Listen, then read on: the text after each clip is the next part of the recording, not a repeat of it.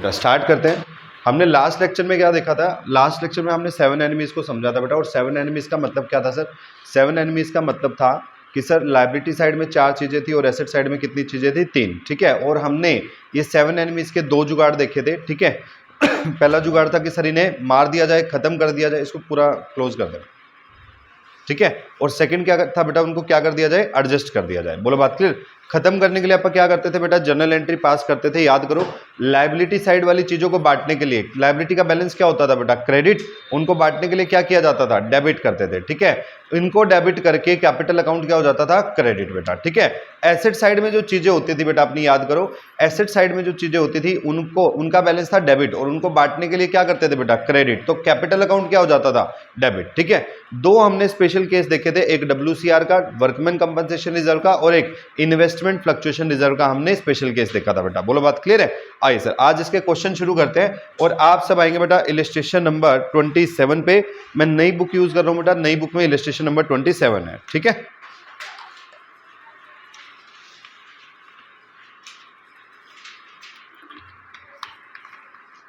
Start करें। देखिए बेटा, कहते हैं x y and z are partner sharing profit in the ratio 4:3:2। From 1 April 2024 they decided to share future profit equally. ठीक है सर, मतलब 3 पार्टनर बेटा, एक्स वाई जेड, 4 3 2 में पार्टनर है। ठीक है। तो एक्स वाई जेड इनका ओल्ड शेयर दिया हो बेटा 4:3:2। ठीक है। न्यू शेयर क्या हो जाएगा बेटा आज के बाद? 1:1:1 इक्वल हो जाएगा बेटा। ठीक है। ये गिवन इन्फॉर्मेशन है, मुझे कुछ ज्यादा मैं इसमें कर नहीं रहा। ठीक है। आगे कहते हैं आपको कुछ बैलेंसेस दे रखे बेटा, profit and loss account, general reserve, workman compensation reserve और एडवर्टाइजमेंट सस्पेंस अकाउंट। ठीक है। Record the necessary journal entry. बेटा इन्होंने तो लिस्ट में दे दिया, लेकिन क्या मैं इन चारों चीजों को बैलेंस शीट में इमेजिन कर सकता हूं? क्योंकि मैंने तो 7 एनिमीज बैलेंस शीट में बताया था। ठीक है। इमेजिन करना है, लिखने की जरूरत नहीं होती, बस इमेजिन करना होता है। ठीक है। तो जैसे मेरे को पहले दिया P&L का क्रेडिट बैलेंस, तो P&L का क्रेडिट यहां पे आएगा बेटा। ठीक है। कितना अमाउंट है? 1,20,000। ठीक है। फिर दिया बेटा मेरे को क्या? General reserve. General reserve sir ये कितना दिया हुआ है? 45। ये लो जी। उसके बाद दिया सर WCR कितना है? 60,000। ठीक है। फिर दिया सर एसेट वाली एक चीज, एडवर्टीजमेंट सस्पेंस 90। लो जी। सही बेटा। अपने को इनको बांटना है, बांट के खत्म करना है बेटा। मेरे को बताओगे दोनों में से कौन सी रेशो में बटेगा? ओल्ड रेशो में बटेगा कि न्यू में बटेगा? Old ratio. Old partners old ratio. बोलो बात क्लियर है बेटा? सुनिए, मैं पहले इन तीनों चीजों को बांटता हूं। तो तीनों चीजों को बांटेंगे, इनका बैलेंस, ये लायबिलिटी साइड है बेटा, लायबिलिटी का बैलेंस क्या होता है बेटा? क्रेडिट। ठीक है। क्रेडिट वाली चीज को खत्म करने के लिए क्या करना पड़ेगा? डेबिट करना पड़ेगा। ठीक है। तो हम एंट्री करेंगे sir profit and loss account debit, साथ में जनरल रिजर्व डेबिट। सर देखो WCR के लिए कोई एडजस्टमेंट नहीं दे रखी है, जब कुछ एडजस्टमेंट ना दे रखी हो तो पूरा का पूरा बांट देते हैं। तो वर्कमैन कंपनसेशन रिजर्व भी हो जाएगा डेबिट, और 2 किसको बेटा? X, 2 Y और 2 Z। ठीक है। लो जी। सर P&L कितना था अपने पास? 1,20। जनरल रिजर्व था बेटा 45 और ये था बेटा 60,000। इन तीनों को बांटना है बेटा मुझे XYZ में। कौन सी रेशियो में बेटा? 4:3:2 में। टोटल मार के बताओ कितना आया?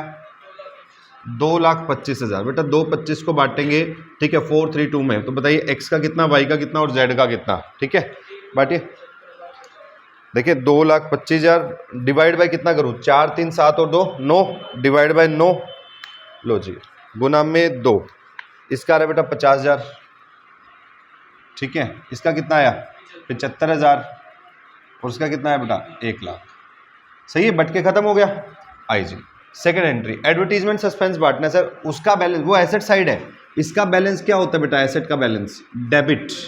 डेबिट वाली चीज को बांटने के लिए क्या करोगे? क्रेडिट करोगे। ठीक है। क्रेडिट करते हैं सर। अगर एडवर्टीजमेंट सस्पेंस क्रेडिट हो रहा है तो बेटा डेबिट क्या होगा? बताओ बताओ फटाफट। XYZ।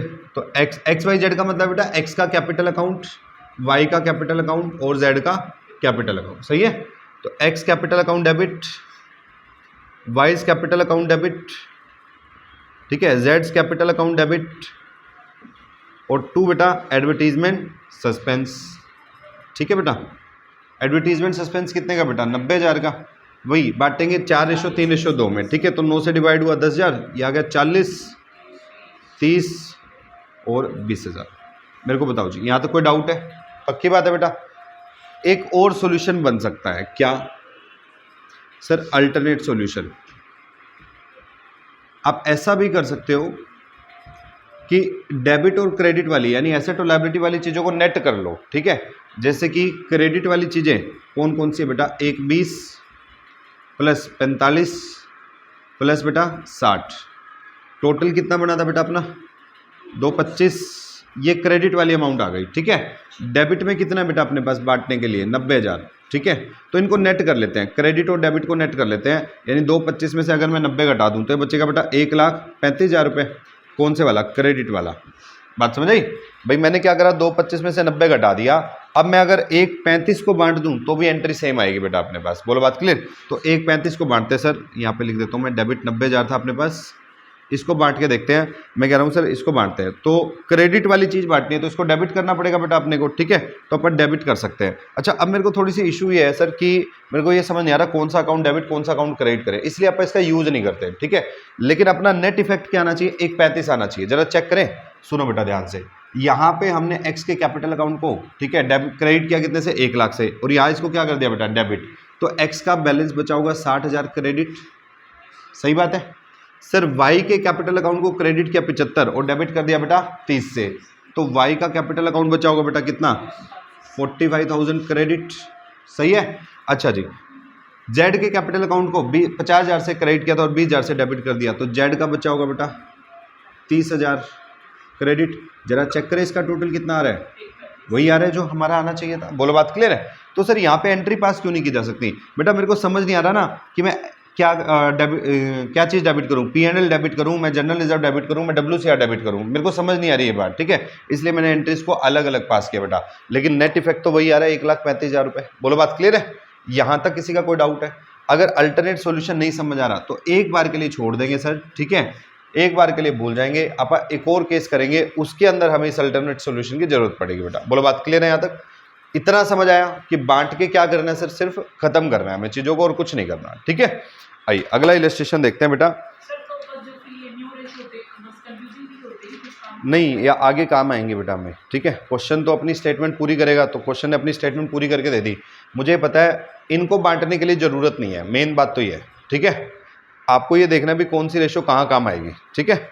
आइए सर देखिए, अगर बीच में इसमें गुडविल की एडजस्टमेंट दे देता तो आपको याद है गुडविल की एडजस्टमेंट गेनिंग और सेक्रीफाइस में होती थी, तो गेन और सेक्रीफाइस निकालने के लिए क्या जरूरत पड़ेगी मेरे को, ठीक है, बस वही है। आइए इलस्ट्रेशन नंबर 28 देखिए,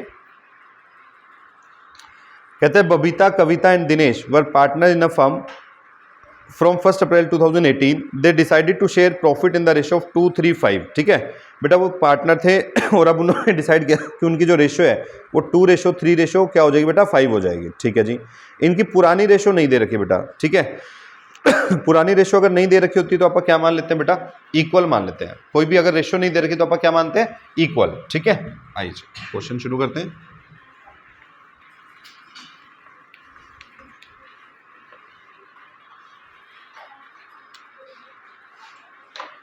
सुनिए बेटा, 3 पार्टनर की बात हो रही है, बबीता, कविता और दिनेश, ठीक है। बबीता, कविता और दिनेश, ठीक है। रेशो थी बेटा इनकी ओल्ड 1:1:1, ठीक है। न्यू रेशो गिवन है बेटा क्वेश्चन में, न्यू रेशो दे रखी है बेटा 2:3:5, ठीक है। आगे देखो क्या बोला हुआ है, कहते जी on this date the balance sheet of the firm showed a balance of 60,000 in contingency reserve.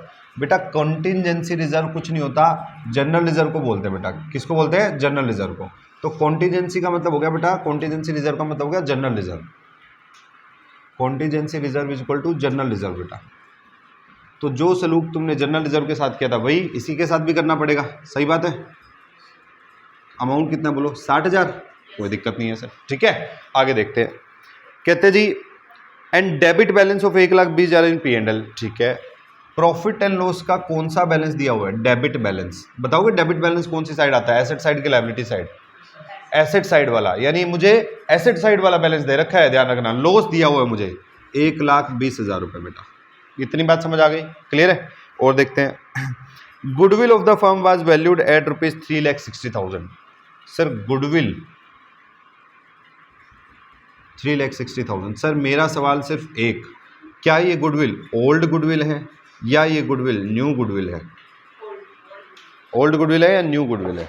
Sir ये न्यू गुडविल है, ठीक है, ये ओल्ड नहीं है, ये क्या है, न्यू गुडविल है। Sir this is not old goodwill, this is new goodwill. ठीक है, क्यों सर ओल्ड गुडविल क्यों नहीं है? अगर नहीं है तो कैसे आइडेंटिफाई करेंगे कि कौन सी गुडविल ओल्ड गुडविल होती है? सिर्फ दो जो है साइन है बेटा ओल्ड गुडविल होने के, सुनना ध्यान से मेरी बात। अगर ये दो साइन पाए जाते हैं तो ऐसी गुडविल को ओल्ड गुडविल बोलेंगे, नहीं तो ये न्यू गुडविल होगी बेटा। बोलो बात क्लियर है? समझिए, पहला साइन तो ये कि जो गुडविल है वो आपको बैलेंस शीट के अंदर दी हुई हो। अगर गुडविल बैलेंस शीट के अंदर दे रखी है इट मीन्स कि वो कौन सी गुडविल होगी, आपकी ओल्ड होगी। बोलो बात क्लियर है? दूसरा, अगर बैलेंस शीट ही नहीं है सर क्वेश्चन में, फिर तो अंदर दी नहीं जा सकती, तो क्या करेंगे? फिर बेटा ऐसा लिखा होगा goodwill already appearing in the books. Goodwill already appearing in the books. Already appearing का मतलब पहले से दिख रही है बेटा। जब कोई चीज़ पहले से दिख रही है इसका मतलब पहले से रिकॉर्डेड होगी, इसका मतलब वो ओल्ड गुडविल है बेटा। ठीक है, जब भी ये बोले कि गुडविल को वैल्यू किया गया, वैल्यूड, तो ये हमेशा कौन सी गुडविल होगी बेटा? न्यू गुडविल होगी बेटा। बोलो बात क्लियर है? इतनी बात समझ आ गई? ठीक है, तो ओल्ड गुडविल को कैसे आइडेंटिफाई करोगे? या तो सर वो बैलेंस शीट के अंदर दी होगी, या फिर वर्ड यूज किया जाएगा goodwill already appearing. Already appearing का मतलब पुरानी वाली गुडविल है बेटा। ठीक है, ऑलरेडी अपीयर मतलब पहले से चली आ रही है, पहले से चली आ रही है मतलब पुरानी रही होगी। ठीक है, अभी कह रहा है वैल्यूड, वैल्यूड तो मतलब अभी वैल्यू की गई होगी, अभी वैल्यू की गई है तो कौन सी है बेटा? नई वाली गुडविल है। बोलो बात क्लियर? सर मेरे को एक बात बताओ, क्या फर्क पड़ेगा पुरानी गुडविल और नई गुडविल में? क्या फर्क पड़ेगा मेरे को बताओ, कुछ फर्क आएगा क्या? ओल्ड गुडविल और न्यू गुडविल में कोई फर्क आएगा क्या? बताना मेरे को जरा, बोलो क्या फर्क आएगा? हाँ, ओल्ड पार्टनर्स में ओल्ड पीएसआर में बढ़ती है बेटा। ठीक है, ओल्ड प्रॉफिट शेयरिंग रेशियो। ठीक है, न्यू गुडविल सर गेन और सेक्रीफाइस वालों में बढ़ती है। याद है मूल मंत्र दिया था, गेनर को क्या करना होता है? डेबिट, और सेक्रीफाइजर को क्या करना होता है? क्रेडिट। ठीक है, तो फर्क आएगा क्या? हाँ सर फर्क आएगा इन चीज़ों में। बात समझ आई? तो अपने को ध्यान रखना है कौन सी गुडविल दी है। सर क्या एक क्वेश्चन में दोनों भी हो सकती है? दोनों भी हो सकती है, कोई दिक्कत नहीं है। ठीक है, हो सकता है पुरानी गुडविल भी पड़ी और हम नई भी वैल्यू कर रहे हो बेटा। बोलो बात क्लियर है? तो अपने को इस चीज़ पे ध्यान देना है हर हालत में। बोलो बात क्लियर? छोटे छोटे बारीक बारीक पॉइंट है, इस सेकंड चैप्टर को सीख लो। मैं कह रहा हूँ तीसरा और चौथा चैप्टर तुम्हारे कदमों में पड़ा होगा। ठीक है, उसमें कुछ भी नहीं है। ठीक है, माफी मांग रहा होगा तीसरा और चौथा चैप्टर जिसमें से सबसे ज्यादा मार्क्स के क्वेश्चन आते हैं। ठीक है, माफ कर दो कैसा कह रहा होगा। ठीक है, भैया भैया कह के बोलेगा तुम्हें चैप्टर भी। बोलो बात समझ आई? सेकंड चैप्टर को अचीव कर लो। हाँ, इसको ओल्ड पीएसआर में और इसको गेनिंग सेक्रीफाइस में। बात समझ आई? इसके 4 स्टेप बताए थे, याद है गुडविल के? पहला गेन और सेक्रीफाइस फाइंड आउट करना, दूसरा गुडविल की वैल्यू निकालना, तीसरा गुडविल में पार्टनर का शेयर निकालना, और चौथे में जर्नल एंट्री पास करना। ठीक है, बात आई समझ आई? वो याद रखनी है चीजें, अपने को भूलनी नहीं है बिल्कुल भी। ठीक है, बात समझ आई? चलिए जी, ठीक है सर, इतना समझ आ गया। देखते हैं करना क्या अभी क्वेश्चन में, आगे बढ़ते हैं। आगे देखो बेटा क्वेश्चन में बोला क्या है। कहते हैं जी goodwill of the firm is valued 3,60,000। Pass necessary journal entry for the above transaction in the books of the firm, also show your working clearly. ठीक है, कहते हैं सर आप जो है वो जर्नल एंट्री शो करो। सुनना बेटा ध्यान से मेरी बात, बहुत ही आसान क्वेश्चन है। सर मेरे को ये पता होना चाहिए किस चीज का क्या ट्रीटमेंट होगा। भाई कंटीजेंसी रिजर्व, जनरल रिजर्व दिया हुआ है, ओल्ड पार्टनर्स में ओल्ड पीएसआर में बढ़ जाएगा। सही है सर, P&L का डेबिट बैलेंस दे रखा बेटा, ओल्ड पार्टनर्स में ओल्ड पीएसआर में बढ़ जाएगा। सही है, गुडविल दे रखी है जो कि आपने बताया मेरे को कौन सी वाली है बेटा? न्यू वाली है। ठीक है, कौन सी रेशियो में बढ़ेगी बेटा? गेन और सेक्रीफाइस में बढ़ जाएगा बेटा। सही बात है, शुरू करें एंट्री को।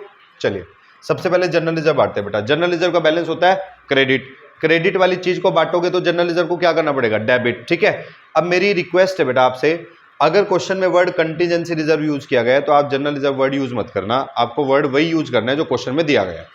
इससे एग्जामिनर को लग जाता है बुरा, उसकी ईगो हर्ट हो जाएगी, बोला तुम हमसे ज़्यादा समझदार, ऐसे कैसे। ठीक है, मजाक कर रहा हूँ ये हमें। ठीक है, सिंपल सी भाषा में, सर जब उसने खाता इस नाम से यूज कर रखा है तो तुम किसी दूसरे नाम का खाता कैसे बांट दोगे? बात समझ आई?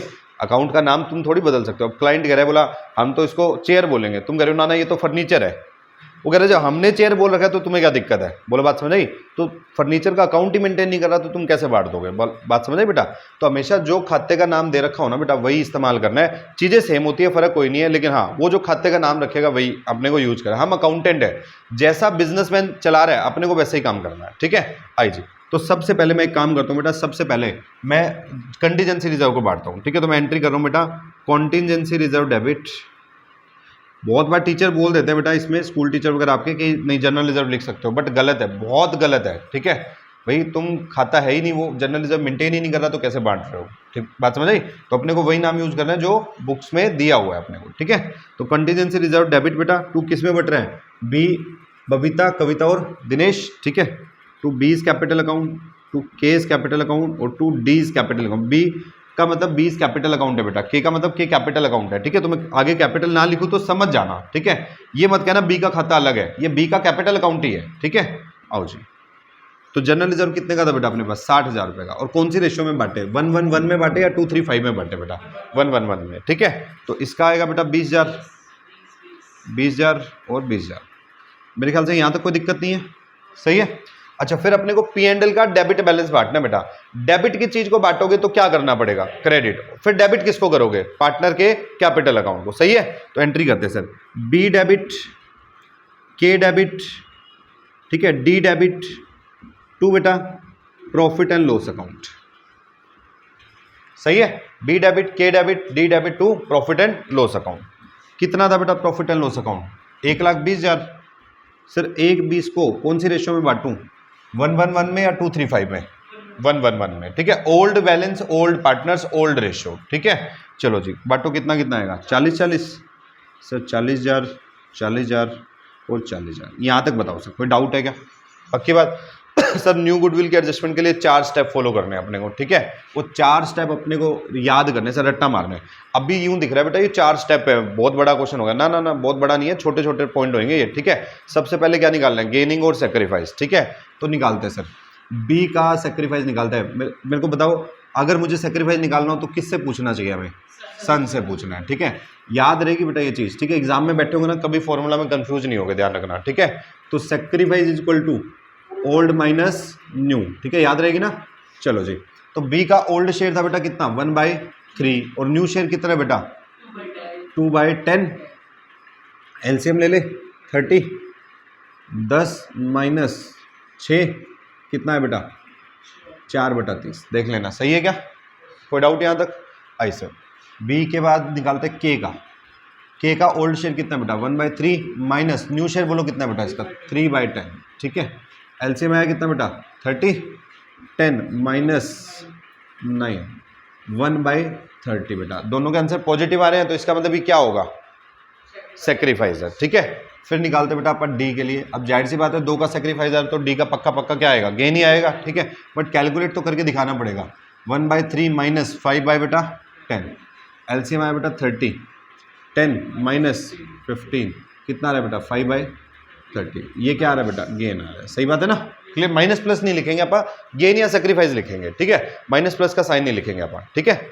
आइए, तो पहला स्टेप ही हो गया सर। दूसरा स्टेप था कैलकुलेट गुडविल। तो गुडविल हमें दे रखी है सर, ये देखो गुडविल कैलकुलेट करने की जरूरत नहीं है, गुडविल क्वेश्चन में दी हुई थी। बड़ा ही भला निहायती शरीफ क्वेश्चन है, ठीक है। बोला गुडविल तुम क्यों मेहनत करो, हम दे देते हैं, ठीक है। तो क्वेश्चन ने गुडविल दे दी निकाल के 360। मुझे क्या करना है, तीसरा स्टेप क्या था, शेयर फाइंड आउट करना गुडविल में हर एक पार्टनर का, ठीक है।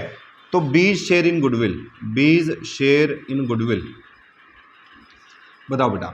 टोटल गुडविल है 3,60,000। बी का सेक्रीफाइस कितना था बेटा 4/30, ठीक है। कर सकते हैं क्या, लो जी 12×3 36, 48,000, सही है, कोई दिक्कत नहीं है यहाँ तक। चले आगे सर। उसके बाद केज शेयर इन गुडविल, की का शेयर 3,60,000, 1/30 बोलो बेटा कितना आया 12,000, ठीक है बेटा। उसके बाद डीज शेयर इन गुडविल, ठीक है बेटा, वैसे 60 आएगा, करके भी दिखा देते हैं। 3,60,000, इसका 5/30 बोलो बेटा कितना आया 60,000, सही है।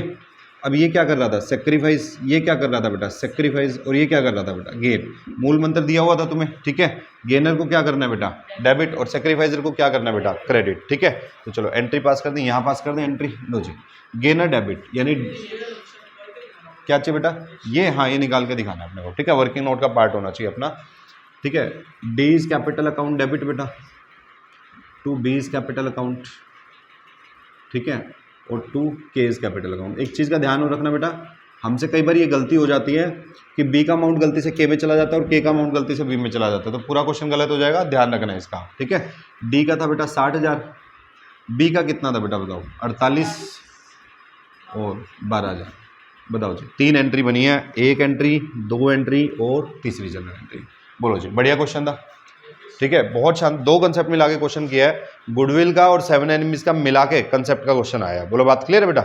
इसी तरीके से ये कंसेप्ट जुड़ते जाएंगे अब आपस में, ठीक है, और इसको मिला के, सबको मिला के एक बड़ा क्वेश्चन तैयार होगा, ठीक है। जैसे इस क्वेश्चन में वैल्यूएशन का पॉइंट नहीं दिया होता, गुडविल वैल्यू नहीं करनी थी, दे रखी थी, हो सकता है क्वेश्चन में 3 कंसेप्ट डाल दे, वैल्यूएशन का भी डाल दे कि गुडविल भी खुद निकालो। बात समझ आई, क्लियर है।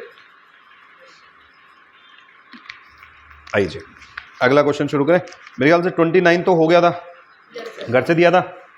30th क्वेश्चन करते हैं आज, 30th क्वेश्चन करते हैं।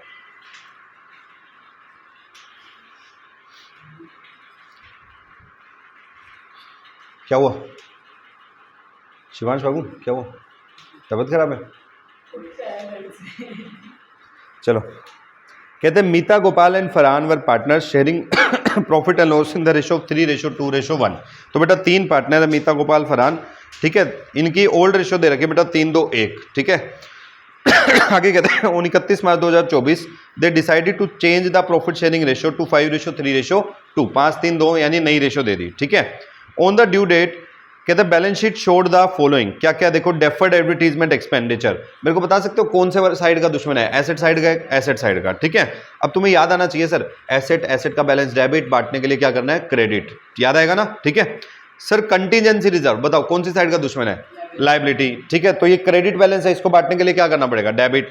वर्कमैन कंपनसेशन रिजर्व दे रखा, बताओ।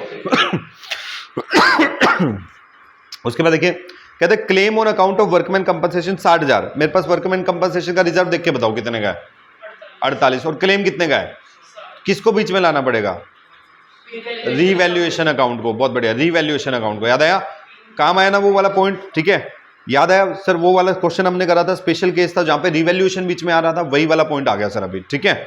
आगे देखो बेटा, कहते हैं गुडविल वाज वैल्यूड एट 4,80,000। मेरे को बता दो सर ये गुडविल कौन सी है, ओल्ड है कि न्यू है, न्यू गुडविल है, वैल्यूड बोला हुआ है सर, ठीक है। बात समझ आ गई बेटा, एक एक वर्ड से आइडेंटिफाई हो रहा है सर, यही तो क्वेश्चन करने होता है सर हमें +2 लेवल पे, इसी चीज पे ध्यान देना है अपने को, ठीक है, कि एक वर्ड से आइडेंटिफाई करना है कि क्या चीज है, ठीक है। एग्जाम में क्वेश्चन गलत होने का सवाल ही पैदा नहीं होता सर, ठीक है। एक एक ऐसे पॉइंट बताऊंगा कि तुम्हें ना देखते ही क्वेश्चन आइडेंटिफाई हो जाएगा, इस पॉइंट के लिए क्वेश्चन पूछा हुआ है। बोलो बात क्लियर है। चलिए आगे देखते हैं। Pass the journal entries for the above transaction in the books of the firm. अब देखो बेटा ध्यान से, क्वेश्चन तुमने पढ़ लिया, अब मेरी बात ध्यान से समझो। क्वेश्चन में जो डेटा दिया हुआ ना उसको एनालाइज करते हैं, ऑब्जर्व करते हैं पहले, वो बहुत जरूरी है सर। मेरे को 3 पार्टनर दिए हुए थे, ओल्ड रेशो दे रखी थी, न्यू रेशो दे रखी थी, ठीक है।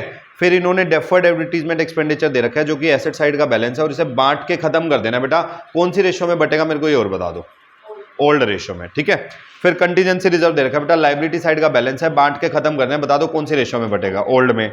सर वर्कमैन कंपनसेशन रिजर्व 48,000 था, लेकिन क्लेम 60,000 है, तो बीच में रिवैल्यूएशन आएगा सर इसके अंदर, ठीक है, ठीक है जी। फिर रिवैल्यूएशन में जो लॉस होगा वो भी बांट के खत्म करना पड़ेगा। फिर दे रखा है बेटा गुडविल वैल्यू कर रखी है 4,80,000 रुपए पे, जो कि नई गुडविल है, और नई गुडविल को कौन सी रेशो में बांटते हैं बेटा, गेन और सेक्रीफाइस, गेन और सेक्रीफाइस, 4 स्टेप फॉलो करने पड़ेंगे। बोलो क्वेश्चन मस्त है कि नहीं, बहुत ही बढ़िया शानदार क्वेश्चन है, ठीक है। 4 मार्क्स में क्वेश्चन आ सकता है एग्जाम में ऐसे ऐसे, और देखो कितनी जल्दी क्वेश्चन हो जाएगा, ठीक है। अब भी विद इन 5 मिनट ये क्वेश्चन आप खत्म कर सकते हैं, ठीक है। 4 मार्क्स 5 मिनट के अंदर अपने पास, ठीक है। 4 मार्क्स के क्वेश्चन को अटेम्प्ट करने के लिए आइडल टाइम होता है 8 मिनट्स बेटा, ठीक है। 5 मिनट में अगर तुमने क्वेश्चन कर दिया तो 3 मिनट तुमने क्या कर ली, सेव, जो तुम बड़े क्वेश्चन पे अप्लाई कर सकते हो, ठीक है। बात समझ। टाइम मैनेजमेंट ऐसा नहीं है कि 10 नंबर के क्वेश्चन को 20 मिनट में ही करना है, ना ना ना ना, तुम्हें दूसरे क्वेश्चन से टाइम बचाना है, बड़े क्वेश्चन पे टाइम इन्वेस्ट करना है बेटा। बोलो बात क्लियर। ये HR पॉलिसी होती है। HR पॉलिसी समझते हो बेटा क्या होती है? MBA में एक फील्ड होती है ह्यूमन रिसोर्स मैनेजमेंट, सुना है, ठीक है। तुम्हारे हाँ कॉर्पोरेट में तुम्हारे HR मैनेजर होते हैं, क्या करते हैं वो HR मैनेजर, हायर करते हैं, ठीक है, बहुत बढ़िया। तो HR मैनेजर को है ना बेटा, टॉप जो ऑफिशियल होते हैं CEO वगैरह, उनसे एक मतलब बंदिश आई होती है क्या, कि आपको कोई भी एम्प्लॉय हायर करना है ना, तो उसको for example average salary 6 lakh रुपए देनी है, ठीक है। ये सिलेबस से रिलेटेड नहीं है, बस वैसे बता रहा हूँ, तुम्हारे लाइफ से रिलेटेड है, ठीक है। तो एवरेज सैलरी कितनी देनी है बेटा, 6 लाख देनी है। बोलो बात क्लियर। अब एक कैंडिडेट आया, ठीक है, यहाँ मान लेते हैं सर ऑफिस लगा हुआ है, ठीक है, यहाँ तुम्हारा इंटरव्यूअर बैठा है, ठीक है, यहाँ हम चेयर पे, ठीक है, एक पर्सन को बिठाते हैं सर, ठीक है, लो जी, ठीक है, ये पर्सन बैठा हुआ है। अब आपको बोला जाएगा इस पर्सन को, जो इंटरव्यू देने वाला कैंडिडेट है, ठीक है, इसको देखा, चेक करा, बोला ये थोड़ा सा बिलो एवरेज है, बुरा नहीं है लेकिन बिलो एवरेज है। एवरेज सैलरी कितनी देनी है बेटा? 6 लाख। इंटरव्यूअर कहता है we can pay only and only 4 lakh per year. ठीक है, अब ये बिलो एवरेज है, ये कहता है ठीक है सर कोई दिक्कत नहीं है, ठीक है, दे दी 4 लाख की जॉब। अगला कैंडिडेट आया, ये कैंडिडेट सुपर कैंडिडेट है, सुपर, ठीक है, एवरेज सैलरी कितनी दी? 6 लाख। ये उसने पिछले के 2 लाख घटाए थे ना, उसको जोड़ के भी ये रख लेगा, इसको बोलेगा तेरे को 8 लाख देंगे हम। बात समझ? तुम्हें लग रहा है अभी भी एवरेज सैलरी तो वही मेंटेन हो रही है, ठीक है, तो तुम्हें यही काम करना है। तुम्हें क्या करना है जी, तुम्हें ना हमेशा किसी और क्वेश्चन से टाइम बचाना है और उस क्वेश्चन पे इन्वेस्ट करना है विच रिक्वायर्स मोर टाइम, ठीक है। मैं तुम्हें ऐसे चैप्टर बताऊंगा जिसमें टाइम लगेगा और तुम्हें उस पर ज़्यादा ध्यान देना है, ठीक है। और ये ऐसे छोटे छोटे जो क्वेश्चन है बेटा, इनको जल्दी निपटाने की कोशिश करनी है, क्योंकि इसमें कुछ भी टेक्निकल पॉइंट नहीं है। बात समझ आई? समझ आ रही बेटा? स्ट्रेटेजी, तो रणनीति स्ट्रेटेजी बना के चलना है एग्जाम के लिए, तब भी 100 आउट ऑफ 100 का टारगेट रख सकते हैं आप। बात समझ? बच्चे आते हैं कहते हैं जी पेपर पूरा नहीं हुआ। मैंने कैसे नहीं हुआ? पेपर तो तुम्हारा 2 ही घंटे में हो जाना चाहिए था, 3 घंटे पेपर है ही नहीं है। तुम सोचिए, देखो 60-80 नंबर में से 20 नंबर के तो एमसीक्यू आते हैं, 20 के आते हैं, बच्चा कितने का? 60 नंबर का पेपर। तुम्हें लगता है 60 नंबर के पेपर के लिए, ठीक है, तुम्हें 2.5 घंटे इनफ नहीं रहेंगे? चलो 20 नंबर के एमसीक्यू में मान लो 30 मिनट तुम्हें उसमें भी लग गए, तो 2.5 घंटे में से 60 नंबर के पेपर के लिए 2.5 घंटे, अरे भाई नहीं, 1.5 घंटे में ही पेपर हो जाता है। तो मात्र 2 घंटे के अंदर आपका पेपर खत्म हो जाना चाहिए। टारगेट ये रखना है। जब आप मॉक टेस्ट लेंगे बेटा, मॉक टेस्ट का मतलब पूरे सिलेबस का मैं टेस्ट लूँगा, तो मैं टारगेट यही रखूँगा, मैं तुम्हें 3 घंटे दूंगा ही नहीं, मैं तुम्हें 2 ही घंटे दूंगा, उसमें तुम्हें 2 घंटे में पेपर ख़त्म करना है। यहाँ से ही अपन तैयारी ऐसी करके जाएंगे कि वहाँ पेपर में बैठ के जो है ना रगड़ने लग जाए अपना। बात समझ? टारगेट 80 का मत रखना, टारगेट 70 का मत रखना, टारगेट रखना ही 100 आउट ऑफ 100 का है, 100 में से 100 ही लेने हैं। बात समझ? अकाउंट्स का टारगेट कितना का होना चाहिए? 100 में से 100। 100 में से 100 करोगे 98 आ जाएंगे, 95 आ जाएंगे। सोच के देखो 12वीं में तुम्हारे अकाउंट्स में 95, 98, 100 आउट ऑफ 100 है, क्या शानदार रिजल्ट दिखता है सारी उम्र। कहीं पे भी जाओगे सर अकाउंट्स में 100 आउट ऑफ 100 है, अकाउंट्स में 95 है। बात समझ आई? बहुत इफेक्ट रहता है इस चीज़ का। क्लियर? तो अपना +2 का टारगेट ही क्या लेके चलना बेटा? 100 आउट ऑफ 100, ठीक है। इकोनॉमिक्स में आसानी से 90+ क्रॉस होता है बेटा, मार्क्स 90+ स्कोर होता है। मैं कहता हूँ होता है, मैं इसलिए कह रहा हूँ हमने करवाया है। और एक बार चलो तुक्के से हो जाए, हमने 4-4, 5-5 बार करवाया है। बस हमें क्या चाहिए? बच्चों का सपोर्ट। तुम नहीं सपोर्ट करोगे भाई, मैं 4 बार तुम्हें बोलूँगा, नहीं सुनोगे तो फिर क्या करूँगा? ठीक है, एक बच्चे के चक्कर में पूरी क्लास को ख़राब नहीं कर सकता, फिर मैं उसे एक बच्चे को बोलना छोड़ देता हूँ, यही कर सकते हैं, ठीक है। तो जब तक तुम मेरे को सपोर्ट करोगे तब तक मेरा सपोर्ट डबल है। जिस टाइम तुमने छोड़ दिया उस टाइम मैं छोड़ने में भी डबल हूँ। बात समझ? तो तुम्हें तो ठीक है, मेरे को टिक के बैठने नहीं देना, समझ आई? तुम हो कॉमर्स के बच्चे और तुम अगर पैसे दोगे तो तुम्हें पैसा वसूल करना आना चाहिए, सीधी बात ही है। बात समझ आई? मैं मजाक नहीं कर रहा, सही में। तुम्हें तो क्वेश्चन रोज नए नए लेके आने चाहिए कि सर बताना जरा इस टॉपिक पे क्वेश्चन, समझ? तो मेहनत तुम्हारी दिखनी चाहिए, सीधी सी बात है। मेरी तो +2 हो गई किस्मत से, ठीक है, मैं तो नकल वकल मार के पास हो गया था, ठीक है। सही है, तुम्हें मेहनत करनी है बेटा, ठीक है। ऐसे क्वेश्चन को करते हैं सॉल्व। क्वेश्चन था सर हमारे पास, क्या ही क्वेश्चन है सर, छोटा सा पिद्दा सा क्वेश्चन, ठीक है। आइए जी, क्या हुआ? नहीं, इक्को में 27 क्यों आएंगे भाई? इक्को इतनी मुश्किल नहीं है बाबू जितनी तुम सोच रहे हो।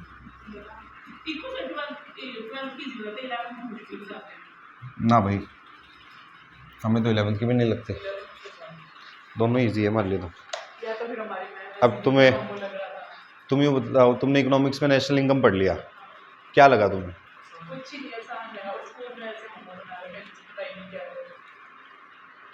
स्कूल में बना नहीं रहता वो। तुम कहीं चले जाओ और कहीं नेशनल इनकम का नाम ले दो, वो बंदा यूँ कहेगा भाई ये सबसे मुश्किल टॉपिक है इकोनॉमिक्स का। मेगा मैम कहते हैं ये सबसे आसान टॉपिक है इकोनॉमिक्स का, सबसे आसान। इकोनॉमिक्स में मेगा मैम का जो एक्सपीरियंस है, तुम मान के चलो जो सीजीएल के एग्ज़ाम होते हैं ना बेटा, कॉम्पिटिटिव पेपर होते हैं जॉब्स के लिए, सरकारी नौकरियों के लिए, उन अकेडमी उसके डायरेक्ट ऑफर है कि आप यहाँ इकोनॉमिक्स पढ़ा दो। पहले यूनिकॉर्न कैंपस में पढ़ाते थे, टाइम्स में पढ़ा रहे हैं अब इकोनॉमिक्स के, स्पेशल इकोनॉमिक्स के लेक्चरर।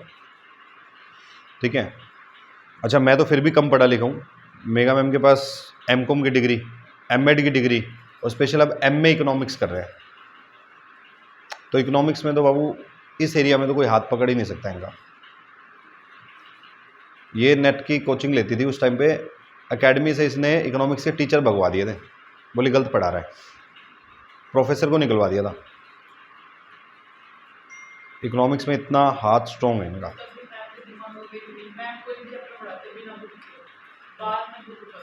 कह तो रहा हूँ इको के अंदर तो जो स्ट्रॉन्ग पॉइंट है ना इनके, मैं कह रहा हूँ हिसार में तो कोई हाथ पकड़ने वाला नहीं है। खुला चैलेंज, अपन चैलेंज करते हैं किसी को, कोई स्कूल का टीचर आ जाए, ठीक है, कोई नेट का टीचर आ जाए, कोई जो ये कहता हूँ भाई मैं बड़ा 30 मार्क खाऊँ हिसार के अंदर इकोनॉमिक्स में, खुला चैलेंज, सवाल जवाब करते हैं। ठीक है, तो तुम मान के चलो, क्योंकि इकोनॉमिक्स की किताबें लिखते हैं भाई, लक्ष्मी पब्लिकेशन से किताबें जाती हैं। ठीक है, तो वैसी बात है, वो किताबें लिखने के लिए तभी आ रही हैं जब उनका रिस्पॉन्स आया होगा। ठीक है, तो इकोनॉमिक्स में बहुत सुपर क्वालिटी मिलती है उनमें। ठीक है, चलो ओल्ड और न्यू रेशियो बेटा। ठीक है, अपने पास देखो पॉइंट क्या क्या थे। डेफर्ड एडवर्टीजमेंट एक्सपेंडिचर दे रखा है बेटा अपने को 30,000, बांट के खत्म करना है। सुनना, अभी मैं ना डिटेल नहीं लिख रहा क्वेश्चन की, डायरेक्ट जर्नल एंट्री पास कर रहा हूँ बेटा। ठीक है, डेफर्ड रेवेन्यू एक्सपेंडिचर के लिए आपको एंट्री करनी होती है बेटा एम डेबिट, जी डेबिट, एफ डेबिट। ठीक है, बताओ जी, टू क्या करना होता है? Advertisement suspense. क्लियर है बेटा? एडवर्टीजमेंट सस्पेंस कितने का था बेटा अपने पास? 30,000। 30,000 रुपए की चीज बांटो बेटा एम जी एफ में, 3:2:1 में बांटना बेटा। 15,000 10,000 और 5,000। कोई दिक्कत नहीं है यहाँ तक? अगला देखो बेटा, कंटीजेंसी रिजर्व बेटा 9,000 रुपए का बेटा कंटीजेंसी रिजर्व बांटो। Sir contingency reserve debit 2 M 2 G और 2 बेटा एफ। ठीक है, कॉन्टीजेंसी रिजर्व कितने का बेटा? 9,000 रुपए का। बोलो बेटा एम को बोलो कितना जाएगा? 4.5 3 1.5। कौन सी रेशियो में बांटा तुमने? Old ratio. ये भी कुछ में किसमें बेटा? ओल्ड रेशियो में। कोई दिक्कत नहीं है ना यहाँ तक? ओके, नेक्स्ट बोला सर WCR था मेरे पास 48 का, लेकिन जो क्लेम है वो है बेटा मेरे पास 60,000 रुपए का। ठीक है, तो हम एंट्री करते हैं sir, workman compensation reserve debit to, एक बार मैं लिख दूँ, to claim for workman. Sir यहाँ कितना? 48, क्लेम कितना देना बेटा? 60, तो कितने और चाहिए होंगे? 12,000 डेबिट करना पड़ेगा। कहाँ से करोगे बेटा? रीवैल्यूएशन से। ठीक है, ये पॉइंट अपन डिस्कस कर चुके थे। ठीक है, यहाँ तक कोई दिक्कत नहीं है? अच्छा जी, फिर रीवैल्यूएशन में अगर डेबिट करोगे तो इसका लॉस क्रिएट हो जाएगा, लॉस भी बांटना पड़ेगा बेटा अपने को। लॉस बांटो बेटा। कौन कौन से पार्टनर थे? M G F. रिवैल्यूएशन का बैलेंस डेबिट क्रिएट हुआ है, बांटने के लिए क्रेडिट करना पड़ेगा 2। बोलो बेटा क्रेडिट किसको करे? रिवैल्यूएशन को। 2 रिवैल्यूएशन लो बेटा। ठीक है, रिवैल्यूएशन कितने का था बेटा? 12,000। बांटो सर, रेशियो है 3:2:1, 6,000 4,000 2,000। मेरे को बताओ यहाँ तक कोई डाउट है? 3 एंट्री खत्म हो गई अपने पास।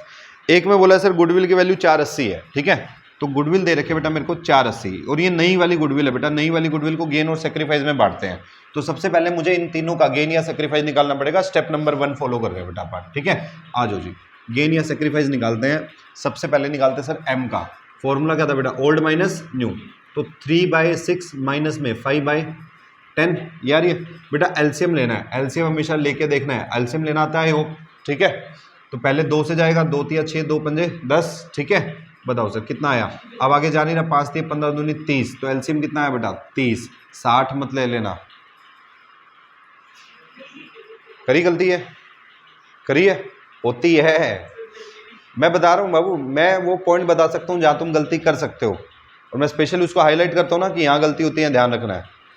एलसीएम का मतलब ही होता है बेटा लीस्ट कॉमन फैक्टर, सबसे छोटा कॉमन फैक्टर चाहिए। 60 ले लोगे तो वो तो 30 से ज़्यादा बड़ा फैक्टर हो जाएगा। बोलो बात क्लियर है?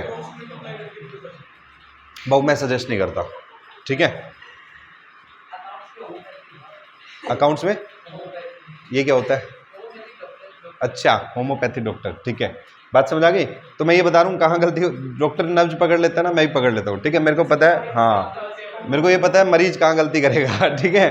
तो सुनो बेटा 30 आ गया, क्लियर। अच्छा डिवाइड करो बेटा, कितना है 6 पंजे 30, 5 दिया 15 माइनस 5 दिया 15, अरे बाबा ना गेन आ रहा है ना, सीधी बात है, हो सकता है सर ऐसा, ठीक है।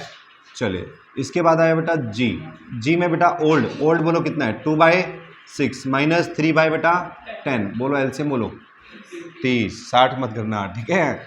6 पंजे 30, 5 दूनी 10 माइनस 3 तिया 9, 1/30, पॉजिटिव आ रहा आंसर सेक्रीफाइस, ठीक है। अगला बेटा जी मतलब जी के बाद एफ, एफ का बेटा एक, हाँ आना तो 1/30 है बट करके तो दिखाना पड़ेगा, ठीक है।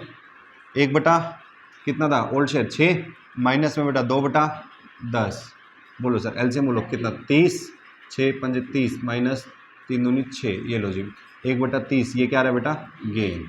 तो अपना पहला स्टेप हो गया सर गेन और सेक्रीफाइस निकाल दिया। दूसरा स्टेप गुडविल में शेयर निकालना बेटा, ठीक है।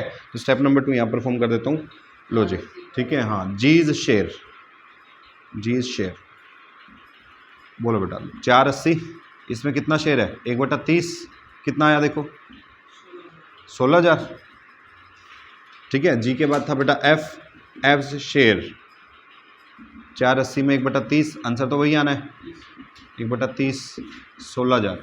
जी था बेटा सेक्रीफाइस और एफ था बेटा गेन। तो जनरल एंट्री पता है ना, मूल मंत्र दिया था तुम्हें, क्या था दोबारा, गेनर को डेबिट, सेक्रीफाइजर को जो बलिदान करेगा उसे मिलेगा और जो फायदा उठाएगा उसे देना पड़ेगा, बोलो बात क्लियर। तो बलिदान कौन कर रहा है सर जी, और एफ क्या कर रहा है सर गेन ले रहा है, ठीक है। तो चलो sir gainer debit to sacrificer, ठीक है। तो F capital account debit to बेटा जीज कैपिटल अकाउंट, हाँ जी बाबू बेटा जब पैसे देते हैं तब होता है, अब आप पैसे थोड़ी दे रहे हैं, ये तो सिर्फ पेपर ट्रांजेक्शन है। नहीं बेटा कोई भी नॉमिनल का नहीं लग रहा है इसमें, तुम नहीं, तुम वैसे ही करो, जिसको रिसीव हो रहा है उसको क्या करना चाहिए, जिसको रिसीव हो रहा है उसको क्या करना चाहिए, ठीक है। और जिसको दिया जा रहा है उसको क्या करना चाहिए। ये तब लगता है जब किसी को कैश वगैरह पे हो रहा होता है, यहाँ पे कैश वगैरह पे नहीं हो रहा, ये सिर्फ पर्सनल अकाउंट का रूल है सीधा सीधा, कि कैपिटल अकाउंट का रूल लग रहा है ये रहा, जिसकी कैपिटल बढ़ रही है उसे क्या कर दो क्रेडिट, हाँ, और जिसकी कैपिटल कम हो रही है उसे क्या कर रहे हैं डेबिट, ठीक है। तो एफ दे देगा तो इसकी कैपिटल क्या हो जाएगी रिड्यूस, और जी को मिल जाएगा तो इसकी कैपिटल क्या हो जाएगी इंक्रीज, बेटा बोलो बात क्लियर, सिंपल सी बात। तभी मैं कंफ्यूज नहीं कर रहा रियल पर्सनल और नॉमिनल में, मैंने तुम्हें एक मूल मंत्र दे दिया, क्या दे दिया गेनर डेबिट टू सेक्रीफाइजर, ठीक है। अब मैं तुम्हें बस ये बताऊंगा कहाँ पे मूल मंत्र अप्लाई करना है, ठीक है। तुम्हें भूलना नहीं है बस मूल मंत्र, मैं इसी मूल मंत्र से तुम्हारे 3 चैप्टर खत्म करवाऊंगा, बात समझ।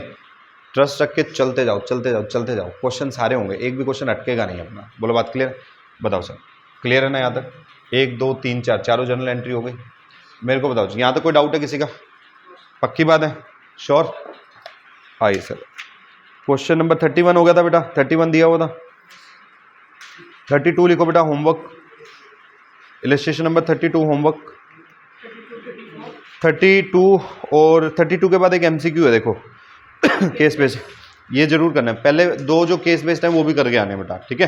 केस बेस्ड एमसीक्यू नहीं छोड़ने बिल्कुल भी, ठीक है, प्रैक्टिस के लिए बहुत ज़्यादा जरूरी है, क्लियर बेटा। आज इतना ही करना है, और ना 34 नहीं करना अभी, सिर्फ 32 टेस्ट यहाँ तक का होगा, नहीं आज करूँगा, मंडे को मिल जाएंगे, जो भी टेस्ट होंगे तुम्हें मंडे टू मंडे मिल जाएंगे, ठीक है। मतलब विद इन 1 वीक का टाइम लगेगा, हो सकता है 1 वीक से पहले हो जाए, लेकिन विद इन 1 वीक 100% हो जाया करेंगे, ठीक है। और पीछे के प्रैक्टिकल करने बेटा, इसके ध्यान रखना, जो भी कॉरस्पॉन्डेंस प्रैक्टिकल है वो करना है, ठीक है। अगले टॉपिक से पहले पहले हमने ना 7 एनिमीज का एक कंसेप्ट पूरा कर लिया, जहाँ पे हमने कहा था 7 एनिमीज को मार दिया जाए यानी खत्म कर दिया जाए, अब छोड़ दिया जाए यानी एडजस्ट करने वाला पॉइंट हमें कल से समझना शुरू करना है, ठीक है। कल तो टेस्ट है, परसों से समझेंगे फिर अपन, ठीक है। क्लियर, आज के लिए इतना कर लो।